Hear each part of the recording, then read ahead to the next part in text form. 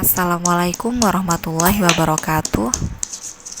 Edisi bikin jamu cekokan untuk anak aku yang lagi batuk plus muntah-muntah.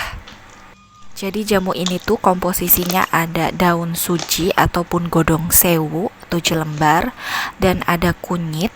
Juga saya kasihkan sedikit gula merah untuk perasa manis ya. Dan ini setelah ditumbuk langsung saja kita saring ya.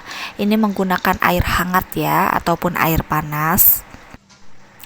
Kemudian kita saring dan setelah itu kita bisa sajikan dan kasih ke anaknya. Seperti ini tampilannya ya. Nah, ini anak saya udah mau minum aja. Kenapa aku pakai sedotan? Karena dia kalau misalkan kelihatan ini tuh jamu pasti dia nggak mau, dan itu udah kelihatan banget kan ekspresi dia kayak nggak suka. Jadi langsung saja kita kasih air minumnya ya. Bunda-bunda minta doanya ya buat anak saya. Alhamdulillahirobbilalamin, Dede udah tidur ya.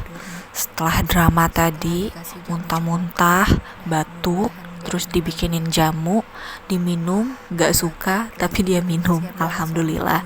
Mudah-mudahan besok sembuh ya, Dek. Amin. Pamit undur diri ya. Wassalamualaikum. Terima kasih.